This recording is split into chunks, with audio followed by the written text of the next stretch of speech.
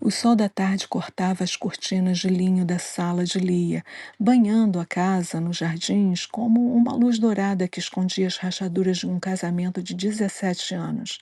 A mesa de jantar de madeira polida ainda guardava o eco do café da manhã com Clara reclamando do colégio e Theo rindo de um desenho que ele havia feito para a aula de artes.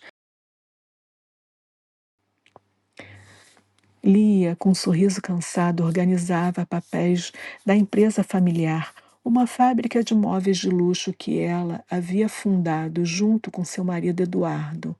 Ela cuidava do marketing, enquanto ele fechava contratos de reuniões intermináveis. Ele entrava em casa à tarde com o paletó jogado nos ombros, um perfume de baunilha estranho impregnado na camisa. Viagens de negócios, dizia ele enquanto passava por ela, beijando rápido a sua testa. E Lia acreditava. Na realidade, ela sempre acreditava. Naquela quarta-feira, Clara chegou da escola com os olhos inquietos, o cabelo preso num rabo de cavalo desleixado. Mãe, eu preciso te contar uma coisa, disse com a voz tremendo, enquanto Theo, ao seu lado, segurava a mochila com força, os olhos fixos no chão. Lia franziu a testa, seu coração já se acelerando. O que houve, filha? Clara hesitou, olhou para o irmão e então soltou. Mãe, foi o Theo.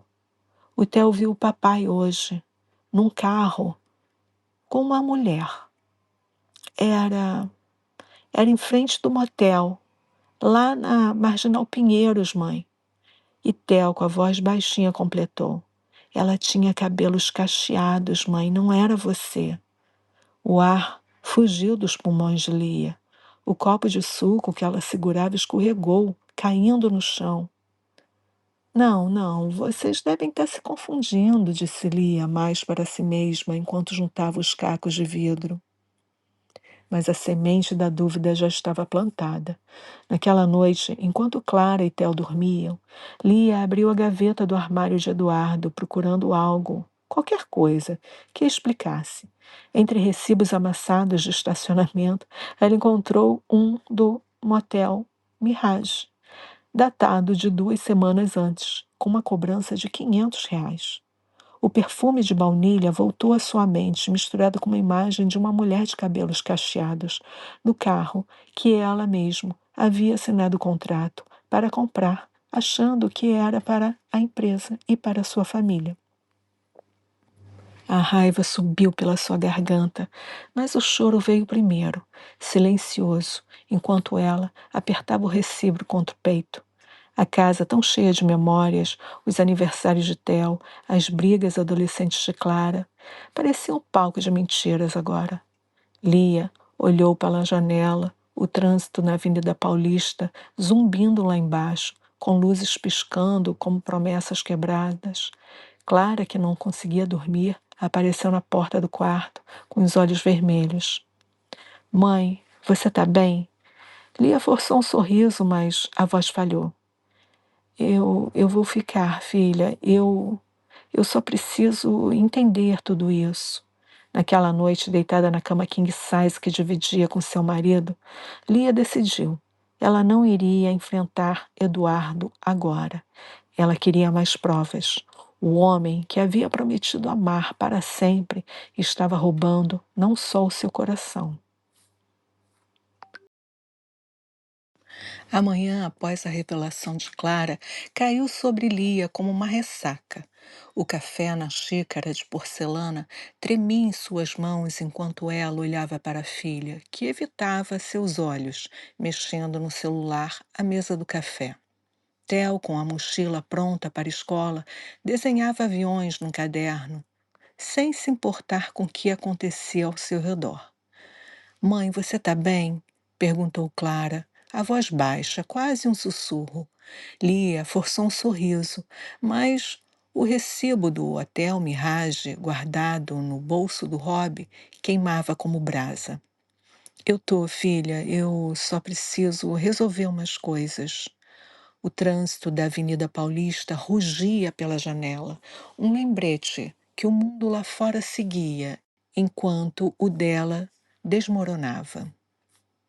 Naquela tarde, sozinha em casa, Lia abriu o laptop velho de Clara. O coração estava disparado. Ela acessou o aplicativo do banco com uma senha antiga da conta conjunta, algo que nunca precisou fazer antes, pois Eduardo sempre cuidava das finanças e ela sempre confiou nele. Os extratos revelaram uma traição maior. R$ 500 em noites no Motel Mirage, R$ 3.000 em vestidos na Oscar Freire, jantares no Sky com garrafas de vinho de R$ 800, uma joia de R$ 12.000 numa loja da Adoc Lobo, transferências para uma conta em nome de Cristiane Almeida.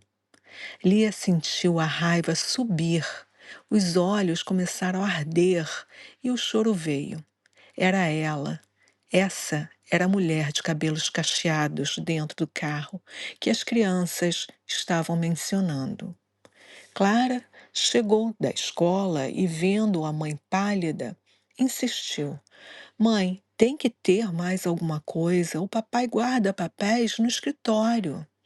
Juntas, elas abriram a gaveta trancada do escritório de casa. Encontraram o contrato da compra de um apartamento na Vila Mariana, com a entrada de R$ 200.000, paga pela sua empresa. O nome da proprietária era Cristiane Almeida. Lia segurou aquele papel com força, seus dedos tremiam, imaginando o marido com aquela mulher no apartamento, que ela achava ser um investimento para sua empresa. A humilhação cortou como uma faca.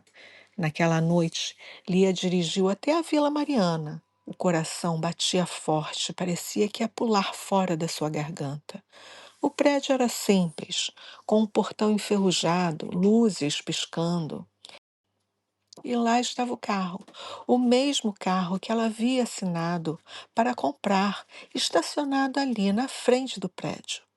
Cris saiu com os cabelos cacheados soltos num vestido vermelho bem justo, joias brilhando no pescoço. Lia, escondida no carro, com um boné na cabeça, sentiu o estômago revirar. A raiva e a dor se misturaram, mas ela não os confrontou, apenas precisava de mais tempo. No dia seguinte, após o expediente, Lia ficou no escritório da empresa. As luzes apagadas, o silêncio só era quebrado pelo som do ar-condicionado. Usando uma senha antiga, Clara, Tel 2010, que havia sido criada pelo Eduardo na época da fundação da fábrica de móveis, ela conseguiu acessar o sistema financeiro. O coração disparou quando a tela carregou. Viu transferência de R$ 500.000 para uma nova empresa, com o nome de Eduardo e Cris como consultora. Contratos de clientes importantes, como hotéis de luxo, foram redirecionados para lá. Lia fez capturas da tela e enviou tudo para o seu e-mail pessoal, apagando todo o histórico. De repente, começou a tremer, pensando: e se Roberto, o gerente da sua empresa, que era amigo de Eduardo, descobrisse alguma coisa, percebesse que ela tinha estado ali vasculhando sobre os documentos? E se todo mundo da empresa já soubesse da armação e do plano? Ela guardou todas as provas em casa, jurando que iria proteger Clara e Tel, custasse o que custasse. O café da manhã na Avenida Faria Lima cheirava a expresso caro e ambição, mas Lia, sentada numa mesa no canto, sentia apenas o peso da traição. O pendrive que guardava no bolso com as capturas da tela das transferências da empresa parecia um segredo perigoso. Ela olhava para a porta a cada 5 minutos. Uma paranoia tomou conta dela, que temia ser pega por Roberto, o gerente da empresa, ou até mesmo por seu marido Eduardo. Ela entrou em contato com Marcelo, o ex-gerente, da empresa. Marcelo era um ex-funcionário que havia sido demitido por Eduardo há 6 meses atrás e havia sido substituído por Roberto. Marcelo já tinha seus 40 anos. Entrou com um ar bem cansado, o rosto pálido, o paletó amassado, como se aquela demissão realmente tivesse derrubado ele. Lia, isso é muito arriscado, disse ele em voz baixa, olhando ao redor. Se ele me descobrir, eu tô ferrado, eu não posso contar isso para ninguém, Lia. Lia respirou fundo, seus dedos apertavam a xícara. Marcelo, por favor, eu sei o que ele está fazendo. Marcelo, ele transferiu 500 mil para uma empresa nova e agora colocou a tal da Cristiane Almeida como sua sócia. Me ajuda, por favor, Marcelo, pelos meus filhos. Marcelo olhou para Lia, ainda hesitante. Seus olhos se abaixaram e só então ele puxou um pendrive do bolso. Eu guardei isso daqui antes de eu sair da empresa. Aqui você vai encontrar todos os contratos, os e-mails trocados e as transferências que ele fez. Ele colocou um laranja, um tal de João, para mandar na empresa velha. A nova empresa agora é dele e dessa mulher, mas ela só tem 10%. Lia pegou o pendrive, seu coração estava disparado. Havia uma surpresa e uma raiva que se misturavam. Eduardo não só estava traindo ela, mas estava destruindo tudo o que eles haviam construído juntos. A fábrica, tudo. De volta ao escritório à noite, Lia usou a sua senha antiga para abrir arquivos do pendrive no computador da empresa. O silêncio do prédio era quebrado somente pelo som do ar-condicionado, mas cada barulho fazia Lia pular, tremendo que fosse o gerente Roberto entrando na sala. Os documentos confirmavam tudo. Contratos com hotéis de luxo, como o Fasano, redirecionados para a nova empresa.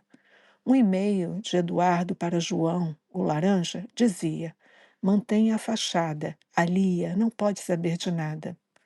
Lia sentiu a dor, como se o marido tivesse apagado anos de seu trabalho, de seu esforço, do seu suor.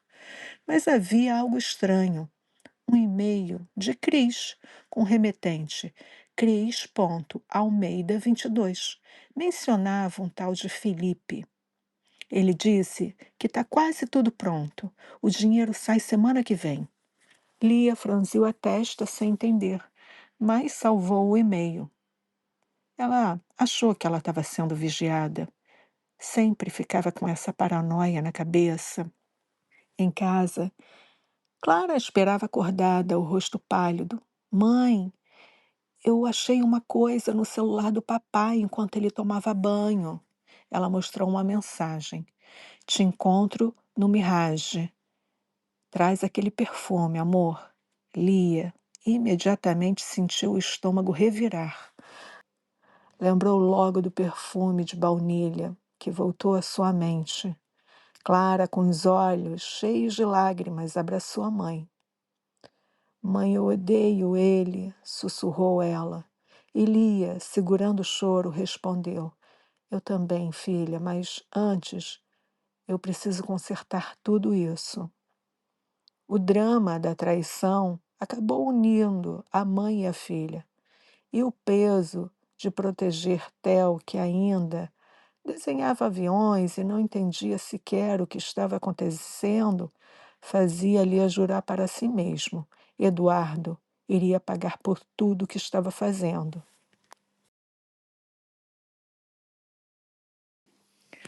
A chuva caía pesada sobre São Paulo, o trânsito na Marginal Pinheiros parado, como o coração de Lia enquanto ela dirigia para casa após outra noite no escritório. O pendrive de Marcelo queimava no seu bolso e o e-mail misterioso de Cris ecoava em sua mente. Felipe disse que está tudo pronto. Quem era Felipe? Lia usou a senha antiga do laptop de Eduardo, deixando ele aberto na sala para poder acessar os e-mails dele. Entre as mensagens de negócios, encontrou uma que ele trocou com Cris. O gerente do banco ligou, pediu para eu atualizar os meus dados cadastrais. Eu já passei tudo para ele, escreveu Eduardo. A resposta de Cris foi curta. Perfeito, deixa comigo agora. Lia sentiu um frio na espinha. Algo estava errado ali. Na manhã seguinte, ela ligou para o banco, fingindo ser a secretária de Eduardo. O atendente confirmou que não havia feito nenhuma ligação a respeito das irregularidades na conta dele ou no cadastro. Lia, então, pesquisou o nome de Felipe no Google, usando o endereço de e-mail de Cris, e encontrou uma notícia antiga. Felipe Coutinho, 30 anos, preso, hacker de uma empresa de tecnologia em 2022. Aquela notícia atingiu ela como um soco. A Cris conhecia um hacker. Ela e esse hacker estariam enganando Eduardo. Por fim, acabou descobrindo o pior. Eles roubaram todo o dinheiro da nova empresa, usando a ligação falsa do gerente para conseguir as senhas de Eduardo. Quando Lia abriu o sistema da nova empresa com aquela senha antiga de Eduardo, ela viu que a conta estava zerada. Milhões haviam sumido. Naquela noite, Eduardo chegou em casa, o rosto pálido, as roupas amassadas, sem carro, sem dinheiro, sem lugar para dormir. Lia, Lia, me escuta, Lia, pelo amor de Deus, eu fui enganado, disse ele, caindo de joelhos no tapete da sala. Foi aquela mulher, Lia, foi ela. Acredita em mim, ela levou tudo. Por favor, Lia, me perdoa. Clara e Theo, na porta do quarto, olhavam com pena para o pai, os olhos cheios de lágrima. Theo correu para abraçar o pai, mas Clara segurou o irmão rapidamente e sussurrou para ele: Fica aqui. Lia, com raiva, fervendo, encarou Eduardo e disse: Como é que você tem coragem de dizer isso para mim, na minha cara? Você tirou tudo de mim, Eduardo. Você tirou tudo de mim e dos nossos filhos. O carro, o apartamento, a empresa. Como é que você explica isso? Você nos traiu. Agora você está querendo piedade, Eduardo? A voz dela era um gelo cortante. Saia da minha casa imediatamente. Eduardo, chorando, tentou tocar a mão de Lia, mas ela recuou. Acabou, Eduardo, eu já disse, apontando para a porta. É o término. No dia seguinte, Lia foi ao advogado com as provas de Marcelo e os extratos. Entrou com pedido de divórcio e um processo contra Eduardo por fraude, usando os contratos e os e-mails para provar que ele havia esvaziado a empresa original. O laranja, o tal João, era um amigo de faculdade de Eduardo, que havia sido colocado para servir de fachada. Lia descobriu que Roberto, o gerente, amigo de Eduardo, sabia das transferências, sabia de tudo, mas por lealdade preferiu ficar calado. A dor de ser traída por tantas pessoas, por tudo que Eduardo fez, fez Lia chorar. E dentro do carro, olhando para o skyline na Paulista, suas lágrimas borravam e a visão ficava turva. Mas a raiva era usada como uma energia que impulsionava Lia. Ela salvaria Clara, Theo e a empresa, mesmo que fosse a última coisa que ela fizesse na vida. A nova casa de Lia, um apartamento modesto na Moca, era um contraste gritante com a mansão nos jardins. O cheiro da tinta fresca se misturava ao café que ela preparava para Clara e Theo, que ainda se adaptavam à nova rotina com resiliência.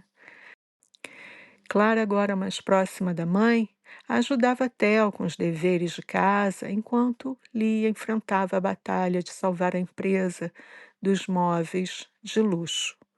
Os extratos bancários, os contratos do pendrive de Marcelo e os e-mails comprovavam a fraude de Eduardo.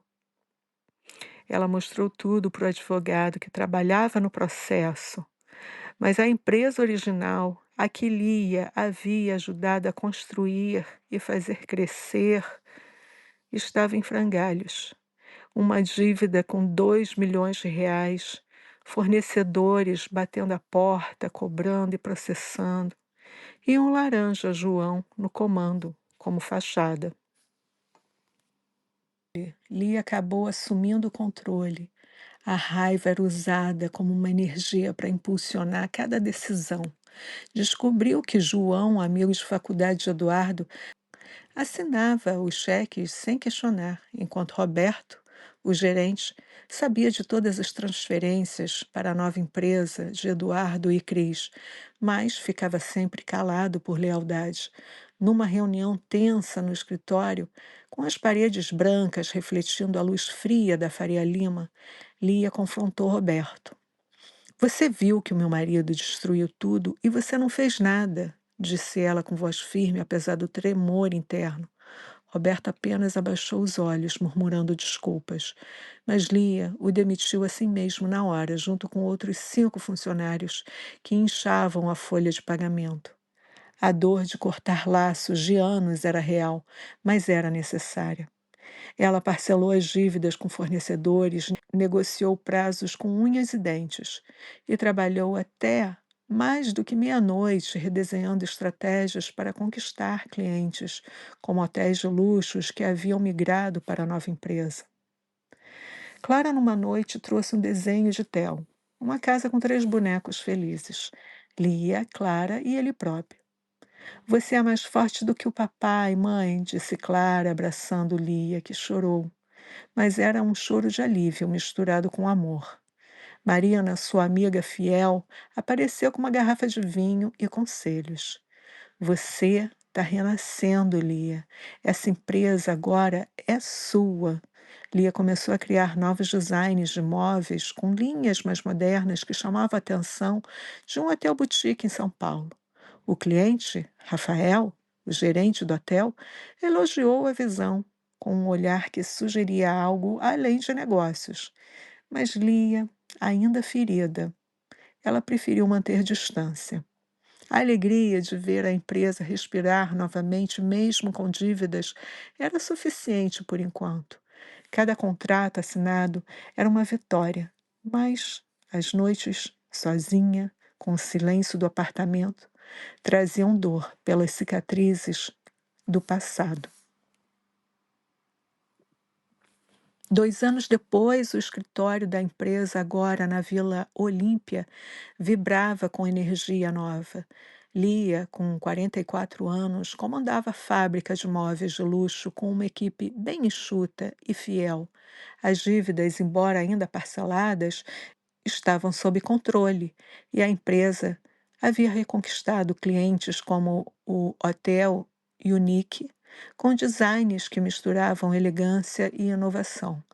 Clara, agora com 18 anos, estudava design gráfico, inspirada pela mãe, enquanto Theo, aos 12, exibia orgulhosamente suas medalhas de futebol na escola. O apartamento na Moca, decorado com móveis criados por Lia, era cheio de riscos, fotos de viagens e memórias novas. O perfume de baunilha de Cris era apenas uma sombra distante que foi substituído pelo cheiro de jasmim que Lia havia plantado na varanda. Eduardo, falido após o golpe de Cris e Felipe, vivia numa kitnet em Pinheiros, pagando pensão com dificuldade. Ele tentou ver Clara e Theo algumas vezes, mas Lia, firme, limitava os encontros, protegendo os filhos. O divórcio saiu em meses e o processo contra ele por fraude iria garantir que Lia recuperasse parte dos ativos da empresa original. Felipe, o hacker, foi preso novamente após tentar outro golpe e Cris desapareceu. Talvez para outra cidade, levando o que restava do dinheiro roubado. Lia não sentia ódio. Lia sentia apenas paz por estar livre. Numa noite de sexta-feira, Marina organizou uma festa no apartamento de Lia com Clara e Theo, que ajudava a decorar.